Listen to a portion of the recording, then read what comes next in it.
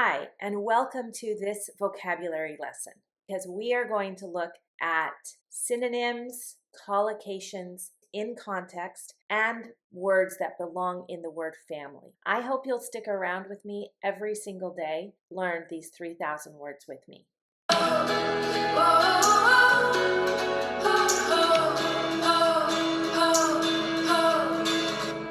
Where. Notice that when I pronounce where, I really don't pronounce the H. You might hear where, but it's more common to hear and say where. Where is a question word. It's asking for a location. So that's why I have this symbol here. It's the universal sign for location. Where is a location. There are some different meanings for where. The first and primary meaning for where is a location, but we also use it to sometimes mean how or wherever. Where is a noun if it's the location, and for location, some synonyms for the location: site, location, place, or venue. And that's the noun. But we also use it as an adverb. And when we use it as an adverb, we mean how or consequently, so or thus. We can use where when we're asking about a place. Where do you live? Where is, where are, or where can I find? We might say, where do you work? Or where can I buy fresh bread? It's interesting with these information questions. If I have this sentence, where can I buy fresh bread? You need to give me information. If I just have the question, can I buy fresh bread? Then the answer is yes or no. And my intonation for can I buy fresh bread is going to go up like this. Can I buy fresh bread? Can I buy fresh bread? If it's a yes or no question, your answer is only yes or no, and the intonation will go up. Can I buy fresh bread here? If it is not a yes or no question, if it's an information question, then my intonation will go down. Where can I buy fresh bread? Where can I buy fresh bread? If I'm asking for information, then the answer is not yes or no. I'm telling you this because you might not understand the question the first time someone asks you a question. But if you hear that their intonation says da da da da da, then you know you need to answer yes or no. You can ask them to repeat the question now, and you can listen for what do I say yes to, or what do I say no to. If the question goes da da da da da da, you didn't understand, but you know you need to give some information. It's not yes or no. So you can say, can you repeat that, please? They will say, where can I buy fresh bread? Da da da da da da da. And you'll say, oh, the bakery is around the corner. This is a hack.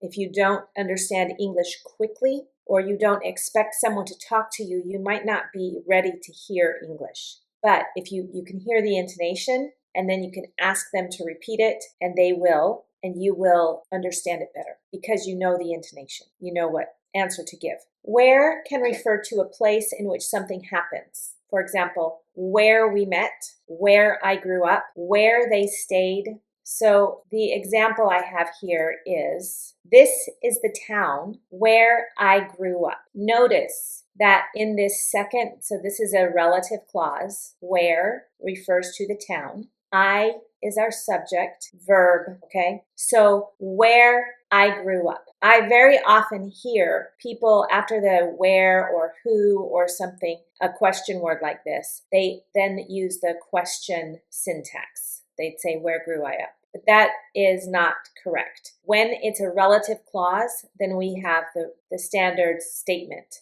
order, which is subject, then verb. This is the town where I grew up. The restaurant where we had dinner has closed. So the where we had dinner here is a relative clause. It's pointing to the restaurant, and it qualifies which restaurant.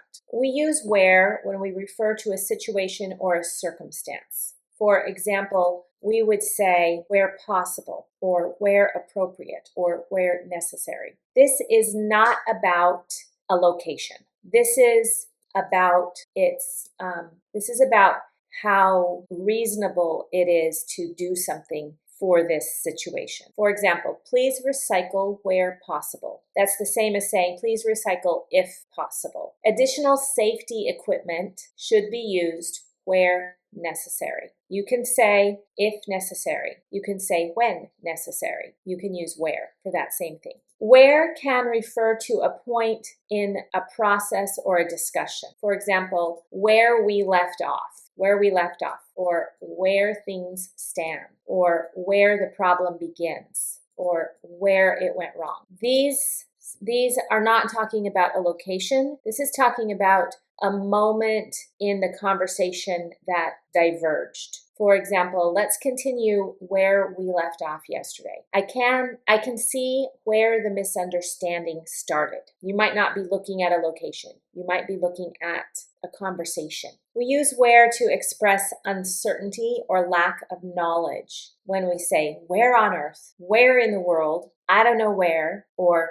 no idea where. For example, where on earth did I leave my keys? Now, this is a question. Did you hear the intonation? Where on earth did I leave my keys? That's a question. And we say, where on earth? We use the phrase, no idea where, as a relative clause. She has no idea where her passport is. If we're asking for information, we're going to ask in the question form with where, and we'd say, where do you live? Where did you go? Where can I find something? Where should we meet? In each time, because I'm asking for information, my intonation is going to go up and then down. Where should we meet? Where should we meet after work?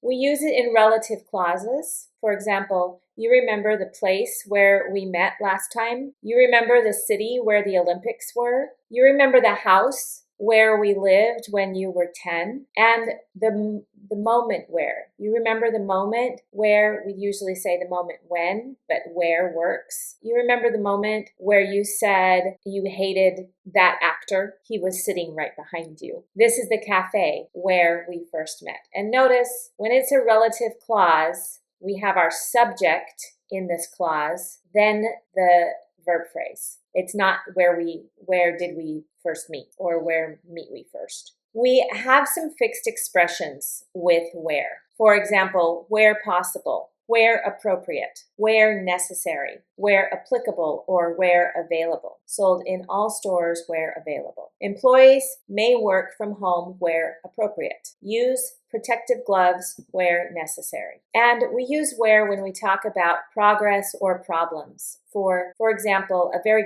common phrase we might say is where things stand now. I'm not going to do this, but we might change. We might move to a different place in our thinking, and then where things are then, I'll make the decision again. Where we're headed. Where we're headed can talk about a team working on a project together. They're not going to a different location. They're going in a direction together as far as the direction of the project. Where we left off.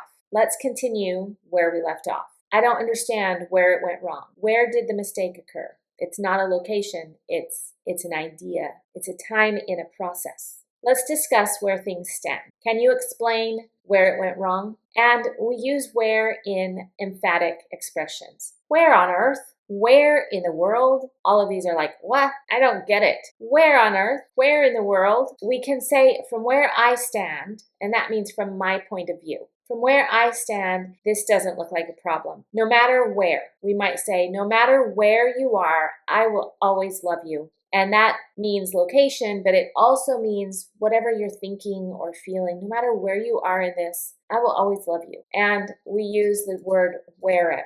Wherever means anywhere. Where in the world have you been? No matter where you go, you'll always find friendly people. Where is neutral. Sometimes it can be professional. It can be reflective, depending on how we use it. So a neutral usage is where's the station? It's simply asking. Professional or formal is where applicable, attach supporting documents. So when we say where applicable or where available, that's a very formal usage of it, and you would probably see it on the bottom of signs where it says use coupons where available. Let's see. It can be reflective. For example, I finally understand where I made the mistake. This is the relative clause. if you finally understand. Emphatic and frustrated is, where on earth did I put my phone? So I could just say, where did I put my phone? But if I add the on earth, then I'm kind of frustrated. Where on earth did I put my phone? And here, figuratively, we would say, I don't know where our relationship is headed. And this talks about a direction into the future. And if I'm asking, saying, I don't really know where our relationship is headed, then I'm saying, I don't think there's really a future here. I don't know where we're headed. The opposite of where could be there or here. Where is kind of the other one. It's a location. The noun is where.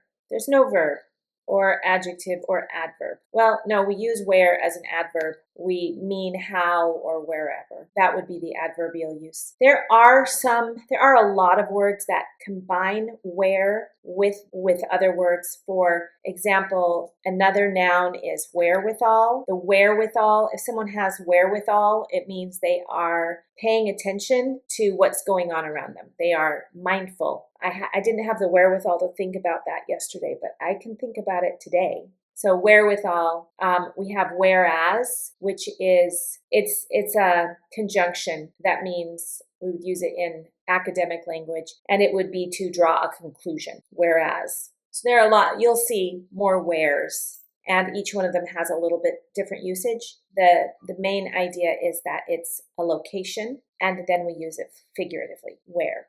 I really hope that you enjoyed this word. Research shows that if you know 3,000 words, then you can pretty much say anything you need to say. I hope I'll see you tomorrow, and please like and subscribe.